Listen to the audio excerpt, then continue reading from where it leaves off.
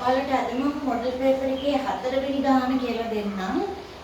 අපි පසුගිය පාඩමේ 5 වෙනි ගාන කළා. අද 4 වෙනි ගාන නේ. එහෙම නැත්නම් ත්‍රිකෝණමිතිය ගාන අද මෙදිවම සාකච්ඡා කරන්න. ඔයාලා හදලා තියෙනවා නම් ඒ කරපු ටික අරගත්තොත් වඩාත් හොඳයි. එතකොට අඩුපාඩු හදා ගන්න පුළුවන්. මෙන්න මේකයි 4 වෙනි ගානට තියෙන්නේ. ඒ කොටසට p සමානයි tan x යට 2 භාවිතා කරලා sin x සහ cos x ගේ සූත්‍ර දෙක ගන්නවා. t ඇසුරින් ගන්නවා. තේරිය එක ඔකයි දීලා තියෙන ඔයාලට විභාගෙට ඔප්පු කරන්න දෙන සූත්‍ර දෙක. මුලින්ම අහනවා sin x ට උත්තරය. t ඇසුරින්. මම sin x ට භාග කෝණ ඇසුරින් ගන්න සූත්‍රය නම් 2 sin x යට 2 cos x යට 2. අපි දන්න තැනකින් හැමතිස්සෙම පටන් ගන්නවා. 2 sin x යට 2 cos x යට 2. දැන් මම tan x යට 2යි දාන්නේ. එහෙමනම් අපි පොඩි වෙනසක් දැන් කරන්න යනවා. මේ බෙදීමට අපි එකක් දාගමු. වෙනසක් නැහැ. ඒ එක වෙනුවට මම ඊළඟ පේළියේ sin cos ඇසුරින් සූත්‍රයක් දානවා. ඒ සූත්‍රය තමයි cos වර්ගය x යට 2 ධන sin වර්ගය x යට 2. හරිනේ? දැන් මම මේ ලවයක් හරයක් දෙන්නම cos වර්ගය x යට 2 ෙන් බෙදනවා. එතකොට මට එනවා sin x සමානයි 2 මෙයා cos x යට 2 ෙන් බෙදුවොත් tan x යට 2. බෙදීම මෙයා cos වර්ගය x යට 2 ෙන් බෙදුවොත් 1යි.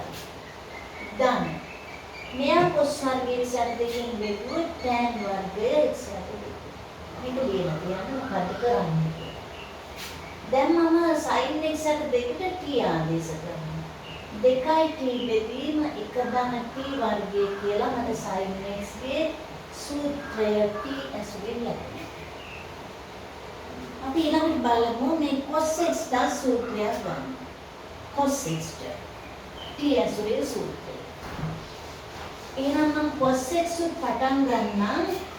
එයාට සූත්‍ර තුනක් දන්නවා උනාට අපේ මූලික සූත්‍රයේ විදිහට අපි තෝරගන්නේ ගැටලුවකදී cos වර්ගය x යට 2 ඍණ sin වර්ගය x යට 2 තමයි cos x භාග කෝණ වලින් ලියන මූලික සූත්‍රය පළවෙනි සූත්‍රය. මෙයාගේ මම බෙදීමට එකක් දානවා. නැත්නම් මට tan පද හදාගන්න බෑ. ඊළඟ පේළියේ cos වර්ගය x යට 2 ඍණ sin වර්ගය x යට 2 බෙදීම. එක වෙනුවට නැවත cos වර්ගය x යට 2 ධන sin වර්ගය x යට 2 ගන්නවා. ඒකෙත් මම cos වර්ගය x යට 2ෙන් උඩයි යටයි හැම පදයක්ම බෙදනවා. එතකොට මට එනවා cos x සමානයි මෙයා බෙදුවොත් 1යි. cos වර්ගය x යට 2 මෙයා බෙදුවොත් tan වර්ගය x යට 2. බෙදීම. මෙයා බෙදුවොත් 1යි. ධන tan වර්ගය x යට 2. දැන් මට දීලා තියෙනවා tan x යට 2ට t දාන්න. එහෙනම් 1 ඍණ t වර්ගයේ බෙදීම 1 ධන t වර්ගය කියලා cos x ට උත්තරේ ලැබෙනවා. ඒක තමයි අපේ තියරි කොටසට මේ ගානේ දීලා තියෙන්නේ. එහෙනම් මම ඊළඟ කොටසට යන්නම්. ඊළඟ කොටසේ ඔයාලට සමීකරණ දෙකක් දීලා තියෙනවා. උත්තරයක් ගන්න කියනවා ඊළඟට මෙන්න මේ ආකාරයට බලන්න. අපිට දීලා තියෙන මෙන්න මේ විදිහේ සමීකරණ දෙකක්. sin alpha ධන sin beta සමානයි a. cos alpha ධන cos beta සමානයි b. නම් tan alpha ධන beta යගේ සොයන්න තමයි ප්‍රශ්නේ. පිටයට දෙකේ යගේ සොයන්න. අපි බලමු දැන් කොහොමද මෙතෙන්ට එන්නේ කියලා. මට sin alpha ධන sin beta කියන වම් පැත්ත දැකපු ගමන් sin c ධන sin b සූත්‍රය මතක් වෙනවා. 2 sin alpha ධන beta යට 2 වරක් cos alpha ඍණ බීටායට දෙක සමානයි a. ඒ ආකාරයෙන්ම cos c ධන cos b සූත්‍රය මතක් වෙනවා. 2 cos alpha ධන බීටායට දෙක. වරක් cos alpha ඍණ බීටායට දෙක. සමානයි b. මෙතන භාග කෝණයක් alpha ධන බීටායට දෙක වගේ දැක්කපු නිසායි මේ සූත්‍ර ගැලපෙන බව අපි හිතනවා. මම මෙයාට එක දානවා. මෙයාට දෙක දානවා. ඔයාලට පේනවා එක දෙකෙන් බෙදුවොත් මේ cos alpha ධන බීටායට දෙක කැපිලා මගේ උත්තරේ එනවා අපි ලියමු. එක බෙදීම දෙක. මම ලියන්න 2 sin alpha ධන බීටායට දෙක වරක් cos alpha ඍණ බීටායට දෙක. බෙදන්නම් 2 cos alpha ධන බීටායට දෙක වරක් cos alpha ඍණ බීටායට දෙක. මට දකුණු පැත්තේ එනවා a යට b. උත්තරේට මගෙන් අහන්නේ tan alpha ධන බීටායට දෙකේ උත්තරේ මෙයා කැපෙනවා මෙයා කැපෙනවා. මම ලියනවා tan alpha ධන බීටායට දෙක සමානයි a බෙදීම b. මොන අපි ඒක කොටසට ගත්ත උත්තර. tan alpha ධන බීටායට දෙකේ අගය සොයන්න a යට b. එනයි තවත් ප්‍රශ්න දෙකක් තියෙනවා. අපි බලමු එනයින් sin alpha ධන බීටා සොයන්න කියලා.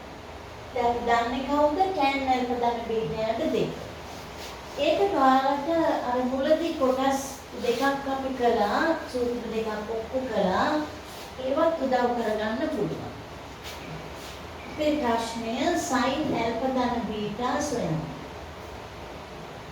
ඔයාලට මුලම තියරි කොටස කළා මෙන්න මෙහෙම දෙයක්. දැන් මෙයාට අපි t කිව්වා. ඒකද ලේසි ලියන්න. එයාට t කිව්වොත් ඒ 2යි t යට එක ධන t වර්ගය නේද sin alpha ධන බීටාගේ සූත්‍රය. දැන් මෙයාගේ ඇතුලේ සූත්‍රය ලියනවට වඩා අපිට සරලව t ලියන්න පුළුවන්. එහෙනම් මම ලියනවා දෙවර t වෙනුවට a යට b. බෙදීම එක දාන්න. t වර්ගයට a යට b වර්ගය දෙන්න. තව ටිකක් අසුණු කළොත් දෙවරක් a යට b බෙදීම b වර්ගය දාන a වර්ගය පොදු වලේ ගත්තොත් b වර්ගය. අපි තව ටිකක් සුළු කරලා උත්තරේ තියෙනවා. තව ටිකක් සුළු කළොත් මට එනවා දෙවරක් ab බෙදීම a වර්ග දාන b වර්ග කියලා sin alpha ධන බීටාගේ උත්තරේ දීලා තියෙනවා. ඊළඟට cos alpha ධන බීටා. cos alpha ධන බීටා. cos alpha ධන බීටාත් අපිට tan alpha ධන බීටාට දෙක ඇසුරේ ලියන්න පුළුවන් අර t කියන අකුර දාගෙන. එක ඍණ t වර්ගයට එක ධන t වර්ගය. මේ t කියන්නේ කවුද? tan alpha ධන බීටාට දෙක කියලා අපි පැත්තට ලියමු. දැන් උත්තර දාන්න. එක ඍණ. මෙයාගේ උත්තරේ a යට b. a වර්ගයට b වර්ගය. බෙදී. එක ධන a වර්ගයට b වර්ගය. සුළු කළොත් ඔයාලට එනවා b වර්ගයේ ඍණ a වර්ගයට b වර්ගය ධන a වර්ගය උත්තරේ දීලා. ඒ කොටස් දෙකත් හරි. ඊළඟට කියනවා තවද cos alpha ඍණ බීටාට උත්තරයක් ගන්න. දැන් මේ ප්‍රතිඵල අරගෙන ඉවරයි අපි. දැන් අපි අහන ප්‍රශ්නෙට අපි බලමු වෙනත් ආකාරයකට උත්තරේ ගන්න.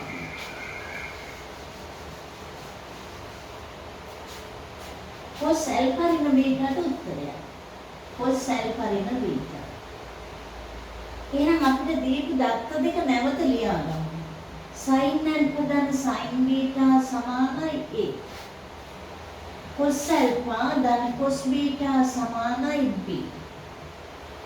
මේ දෙන්න ඇසුරින් තමයි දැන් මෙයාගේ උත්තරේ ගන්න තියෙන්නේ. දැන් ඉස්සෙල්ලා c ධන d සූත්‍ර භාවිතා කළා. දැන් අපි වෙනත් ක්‍රමයක් බලමු. අපිට ලේසි දැන් භාග කෝණයෙන් කිසි දෙයක් ඕනේ නැහැ. cos alpha ඍණ beta අහනවා නම් මෙයත් වර්ග කරලා එකතු කරන්න බලමු අපි. මෙයාට මම එක කියන්නම් මෙයාට දෙක කියන්නම්. එකත් වර්ග කරලා දෙකත් වර්ග කරලා අපි එකතු කරමු. අපි බලමු මෙයා වර්ග කළොත් එනවා sin වර්ගය ඇල්ෆා. ධන sin වර්ගය බීටා. ධන 2යි sin ඇල්ෆා sin බීටා. සමානයි a වර්ගය.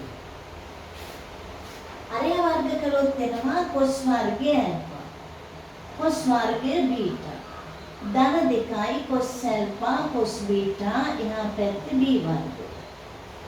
මම පළවෙනි සමීකරණයක් වර්ග කළා දෙකක් වර්ග කළා දැන් දෙන්නම එකතු කරන්න යනවා. ඔයාලට පේනවා මේ දෙන්න එකතු කළොත් එකයි. මේ දෙන්න එකතු කළොත් එකයි. මේ දෙන්න එකතු කළොත් මට දෙකේ ඉලක්කම පිටට අරන් cos alpha cos beta ධන sin alpha sin beta කියලා වරහණ ඇතුලේ දා ගන්නත් පුළුවන්. එහා පැත්තේ වර්ග ධන b වර්ගය ලියනවා. මෙන්න මේ වරහණ ඇතුලේ පද ටික ලියවනකොට ඔයාලට සූත්‍රයක් කියවෙනව නේද බලන්න cos alpha දින beta කියලා. එහා පැත්තේ වර්ග ධන b වර්ග තියෙනවා. අපි අහන්නේ මෙයාට උත්තරයක් නෑ. අපි ආ උත්තර කරමු.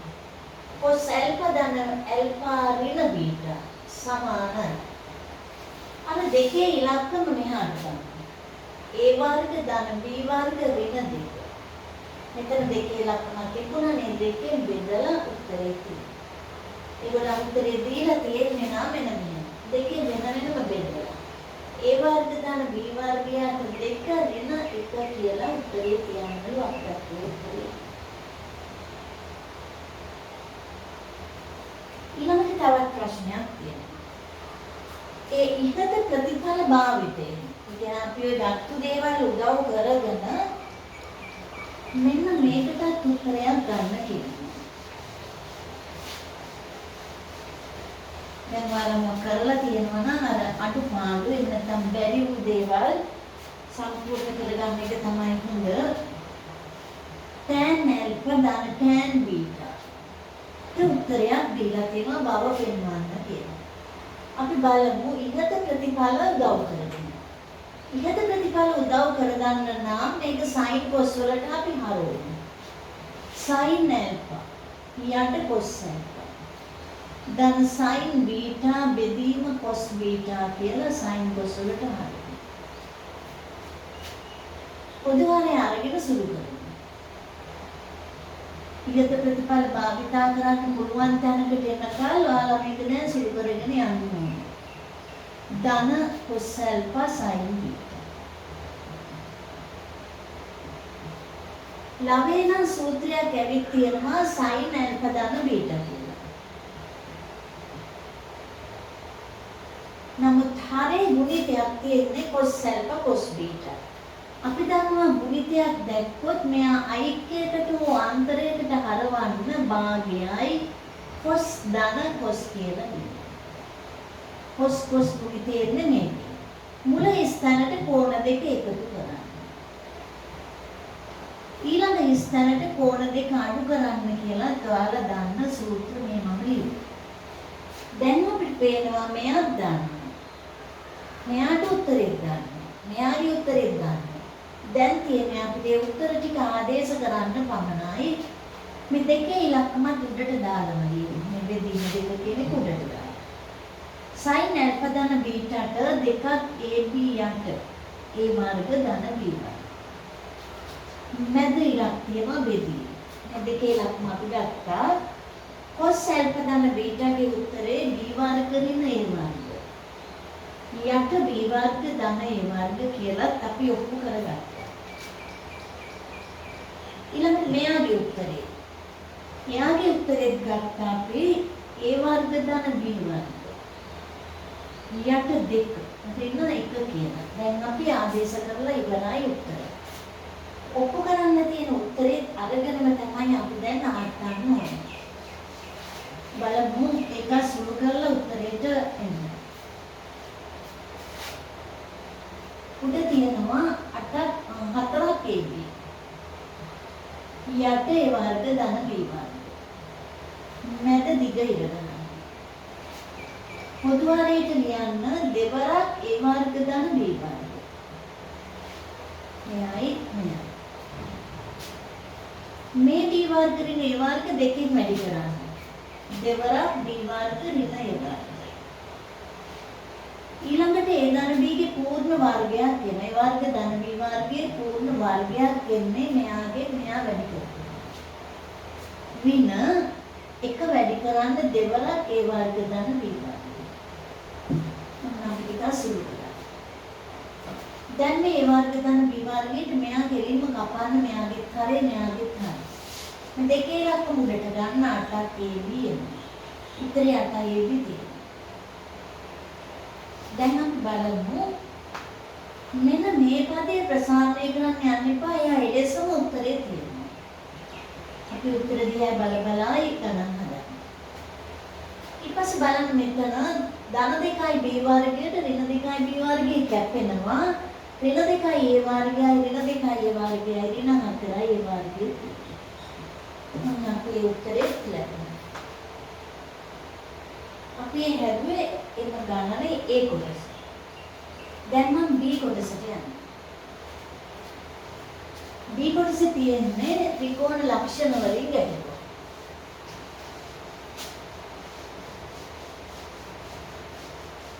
අපි බලමු එකක් කියවලා බලලා දැන් බලලා මේ සටහන දුක් තියෙනවා එකක් ඇදගෙන ඇති මෙන්න මේ ආකාරයට.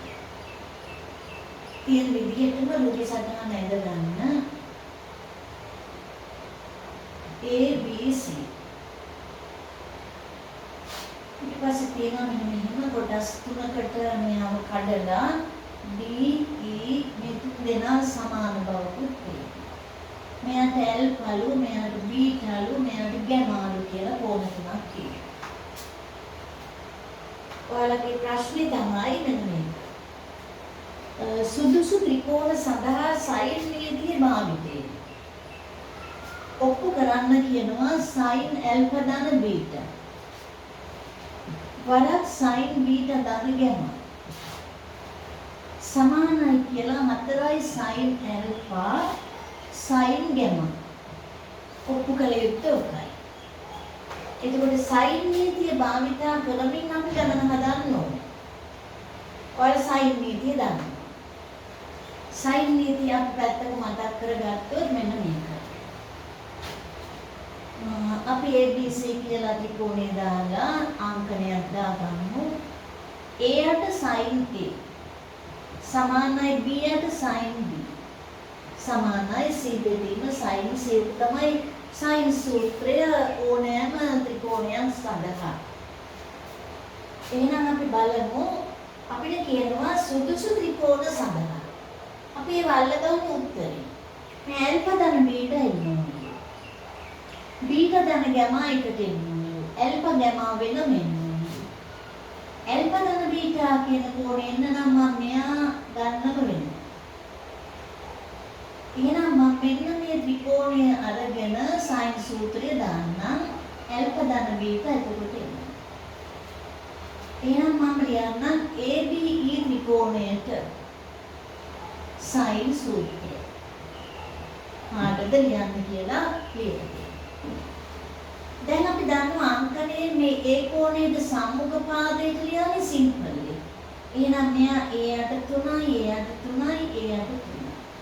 B කෝණයේ සම්මුඛ පාදයේ B C කෝණයේ සම්මුඛ පාදයේ C. ඒක තමයි අපි සම්මත අංකණය කියන්නේ. දැන් මම ලියනවා මෙයා එන්න ඕන නිසා මෙන්න මේ පාදය අරගන්න දැන් මම 2යි A බෙදීම 3. බෙදීම මේ පාදය බෙදීම sin alpha ධන beta සමානයි. අර කොටස් තුනම ලියන්න ඕනේ අපිට අවශ්‍ය දෙකක් ලියලා. දැන් ගැමාත් එක්ක ලියනකොට මේ පාදය සම්බන්ධ වෙන නිසා මම ලියන්නම් AE බෙදීම sin B කියලා. AE බෙදීම sin B. ඔන්න මම එක ත්‍රිකෝණයකට sin සූත්‍රය දැම්මා. මට අවශ්‍ය කෝණයකුත් ඇවිත් තියෙනවා. මේව ආවට ප්‍රශ්නයක් නැහැ. ආයි ඉතල දාගන්න අපිට පුළුවන්. ඒකම අපිට වෙන මේ ගැමක් තියෙනවානේ එහා පැත්තට යන්න. දැන් මම ලියනවා AEC ත්‍රිකෝණයට ත්‍රිකෝණයට ගෙනකොට ඒ අට තුන බෙදීම sin යනවා. ඒ අට තුන බෙදීම sin යනවා. සමානයි. ඉස්සෙල්ලා ඒ පාදේ සම්බන්ධ කරගත්තානේ දැනුත් අපි ලියමු. AE බෙදීම sin C. මොන අපි තවත් ත්‍රිකෝණයකට sin සූත්‍රය දැනගන්න. දැන් අපිට පුළුවන් පොඩ්ඩක් මේ දෙන්නව සුළු කරගන්න. ඒ දෙන්නව අපි අර AE කැපිලා යනවා බෙදුවොත් බෙදන්න සුදුසු තැනකට දැන් අපි එනවා.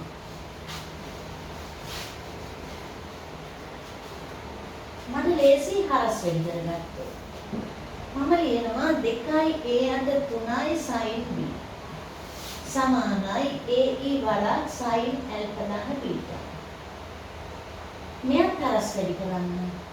a අට 3යි sin c සමානයි AE වඩා sin b. දැන් මම මේ දෙන්න බෙදන්න. බෙදනකොට මේ a අට 3 කැපෙනවා. 2යි sin b අට sin c සමානයි AE කැපෙනවා. sin l ප්‍රධාන බීටා බෙදීම sin යනවා. ඔන්න ඔය ආකාරයට මට එක ප්‍රතිඵලයක් ලැබෙනවා. හැබැයි ඔයාලගේ උත්තරේ දිහා බලනකොට ආපහු තියෙනවා බීටා ධන ගැමා එකට ඇල්ෆා කෝණයකුත් තියෙනවා. මේ ප්‍රතිඵලය මොනවම අපි තියාගෙන නැවත යමු sin සූත්‍රය දාන්න.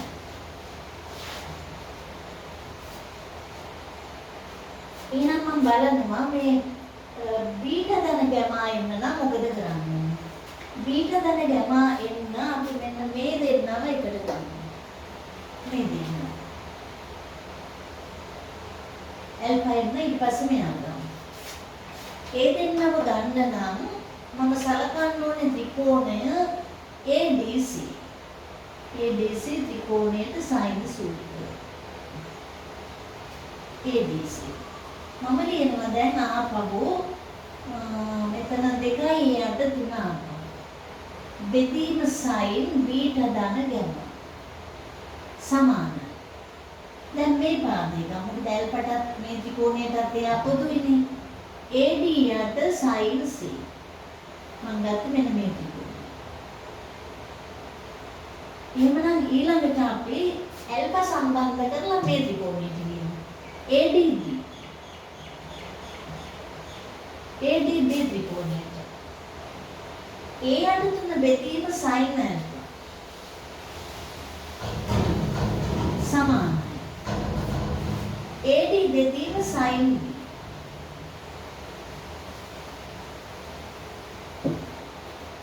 දැන් ඒ දෙන්නාගෙනුත් අර වගේ ප්‍රතිඵලයක් ගන්න. හරස් වැඩි කර ගන්න. එතකොට ඔයාලට එනවා 2යි a අට 3යි sin c සමානයි. AD sin බීටා ධන ගැමා.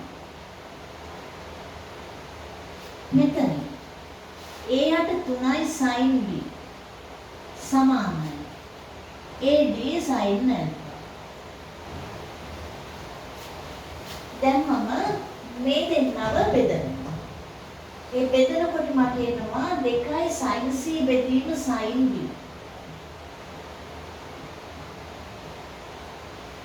අපිට ලේසි මෙයාගෙන් බෙදීම. ඒකට අර වගේ ප්‍රතිඵලයක් ගේ. එතකොට ඔයාලට එනවා sin b යට 2යි sin c. මේක තිබුණේ sin b යට sin c නිසා මම මේ සමීකරණය මෙයාගෙන් බෙදුවා. එහා පැත්ත දකුණු පැත්ත බෙදුවොත් AD කැපිලා sin alpha යට sin beta ධන ගැමා.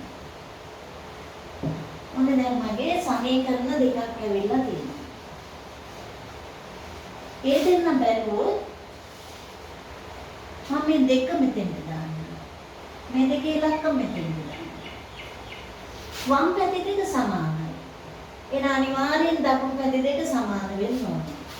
එම නිසා sin alpha ධන beta බෙදීම 2යි sin ගැමා සමානයි. 2යි sin alpha බෙදීම sin beta ධන ගැමා කියලා එනවා. මම උත්තරේ බලන්න. උත්තරේ තියෙන්නේ හරස් වෙලි ගන්න. sin alpha ධන beta වරක් sin beta ධන gamma සමාන 4 වරක් sin alpha sin gamma මට ඔප්පු කරන්න තියෙන ප්‍රතිඵලය ඇවිල්ලා තියෙනවා. අපි හැදුවේ beta test. ඊළඟට බලමු ඒ ගණන් තව තියෙනවා. ඔයාලට ප්‍රතිලෝමශීත ගැටලුවකුත් එකක් අපි බලමු.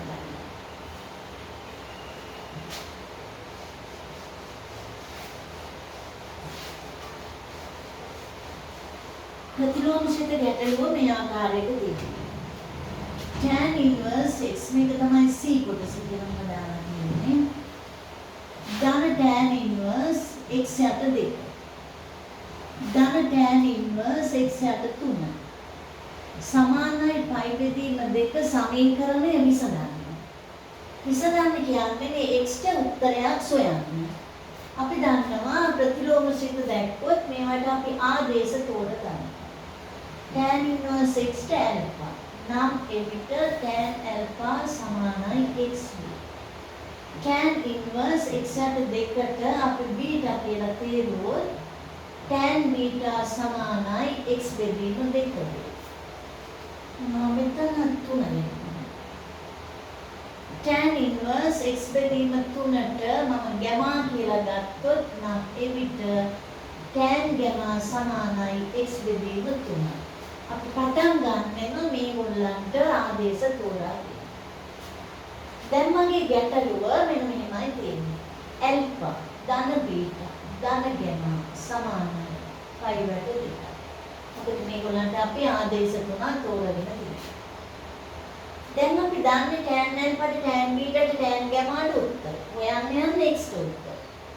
මේ තුන් දෙනා එක පැත්තේ තියාගන්න නැතුව මම එහා පැත්තට ගන්නම් එක පදයක්. දැන් tan වලට හරවන්න. එහා පැත්තේ tan පයි වට 2 ඍණ gamma. මේ පැත්තේ සූත්‍රය tan alpha ධන tan beta බෙදීම 1 ඍණ tan alpha tan beta. මේ පැත්තේ tan අණුව ඍණ gamma කියන්නේ පොට් gamma. දැන් අපිට පුළුවන් පොඩු ගණනම x ට හරවන්න. tan alpha x. x යට 2 බෙදීම 1 ඍණ x යට 2 සමානයි tan gamma x යට 3 පොඩ් gamma ට 3 යට. දැන් මම සමීකරණය x ට හරවලා තියෙනවා. මෙයා සුදු කළොත් 3යි x යට 2. මෙතන එනවා 2 ඍණ x වර්ගය බෙදීම 2 සමානයි 3ට x. මේ දෙකේ ලක්ෂණ කැපෙනවා. මේ ලක්ෂණ කැපෙනවා දෙක. හරස් වැඩි කළොත් x වර්ගය සමානයි 2 ඍණ x වර්ගය වේ. 2යි x වර්ගය සමානයි 2යි. x වර්ගය සමානයි 1යි. x සමානයි ධන කෝණින 1යි කියලා ලැබුණා. අපි විසඳලා නම් ඉවරයි. හැබැයි ඔයාලා දැන් ඔය උත්තර ධන කෝණින දෙකටම ඉදි ගැහුවොත් ලකුණු 5ක් කැපෙනවා. මොකද දැන් හරිය උත්තරේ උතන තියෙන 1යි. අපි ඒක තෝරගන්න හැටි පොඩ්ඩක් බලමු. දැන් මම ධනයට දැම්මොත් tan inverse 1 කියන්නේ 45යි. අපි කෝණය දැම්මොත්. tan inverse භාගය 45ට අඩුයි. tan inverse 1 අඩු 3 කියන්නේ 45ට අඩුයි. 45යි 45ට අඩු කෝණ දෙකකුයි එකතු කරලා 90 එන්න පුළුවන්. එහෙනම් x සමානයි 1 ගැළපෙන උත්තරයක් බව තේරෙනවා. දැන් ඍණ 1 දාන්නකෝ. tan inverse ඍණ 1 කියන්නේ 225යි. ඒකමම 225ක් ආවනම් ඉතුරු කෝණ ත්‍රිනාගයන් එනකොට කවදාවත් ඒ තුන් දෙනාගේ එකතු 90 වෙන්නේ නැහැ. එහෙනම් හරි උත්තරේ තෝරලා තිබ්බට ලකුණු අපිට තවත් කොටසක් තියෙනවා අපෝමනයක්. දැන් ඒකට යන්න.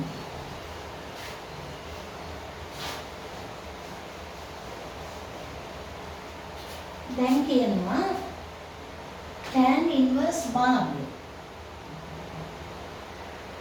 ධන tan inverse 1/3 සමානයි පයිවට 4 බව අපෝමනය කරන්න තියෙනවා. අපෝමනය කියන්නේ හැමතිස්සෙම අපි මේ ඔප්පු කරපු ප්‍රතිඵලය උදව් කරගෙන ඉස්සරහට යන්න. දැන් මම x එකයි කියලා මේ සමීකරණයේ විසඳුමක් අරගෙන ඉවරයි. දැන් මම ඒකට යනවා. x සමාන 1 ගැලපෙනවනේ. tan inverse x. එහෙනම් x එක දාන්න පුළුවන්. ධන tan inverse භාගය. ධන tan inverse 1/3 සමානයි 5/2. tan inverse එකම. මගේ අපෝහනේ තියෙන්නේ වම් පැත්තේ මේ දෙන්න විතරයි. මම මෙයා මේ පැත්තේ තියාගන්නවා. tan inverse භාගය. tan inverse 1/3 සමානයි 5/2 ඍණ tan inverse 1. මම දාන්නම් මෙයාට 45. එහෙනම් උත්තරේ නමට 5/4 කියලා අපෝහනේ හරි. තවත් පොඩි කොටසක් එනයින් කියනවා. ඒකත් ඉවර කරමු. එහෙනම් දැන් අපෝහනයක් හරි.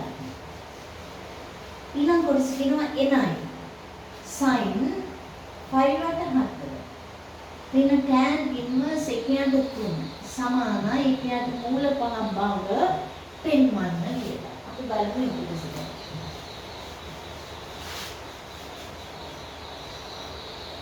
අපි දැන් මේක හරි කියලා ඔප්පු කරලා ඉවරයි.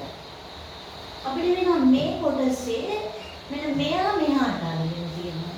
එහෙනම් tan inverse භාගය සමානයි. අපිත් ඒ තියෙන උත්තරේ ආකාරයට tan inverse 1/3 මේ පැත්තට දාන්න. දැන් ඉස්සරහට sin පදයක් තියෙනවා. මම දෙපැත්තට sin දානවා. sin tan inverse භාගය සමානයි sin 5/4 ඍණ tan inverse 1/3. මොකක්ද? අපි බලමු එන්න ඕනේ උත්තරේ මෙයාට 1/3. අපි tan inverse භාගයට alpha කියමු. alpha නෙමෙයි ඉස්සෙල්ලා වගේ අපි යාට beta. tan beta භාගය. මට ඕනේ sin beta ට උත්තරය. මෙතන beta නේ sin beta ට උත්තරය. මම ඍජුකෝණී ත්‍රිකෝණයක් ඇඳලා දැන් බලන්නම් beta මෙයානම් tan beta භාගය කියන්නේ 1යි 2යි මෙයාට මූල 5යි. එහෙමනම් මට sin beta මෙතන දාලා පස්සේ යන්න sin 5/4 ඍණ tan inverse 1/3. මේ sin beta වෙනුවට මට 1ට මූල 5 දාලා උත්තරේ ලියන්න පුළුවන්. ඊළඟ මම ත්‍රිකෝණමිතිය ගණන තමයි අද සාකච්ඡා කළේ. පිටු ගණනුත් ඔයාලා හදලා තියාගන්න ඔය විදිහට අපිට හදලා බලන්න පුළුවන් අඩුපාඩු එතකොට හරි පස්සේ.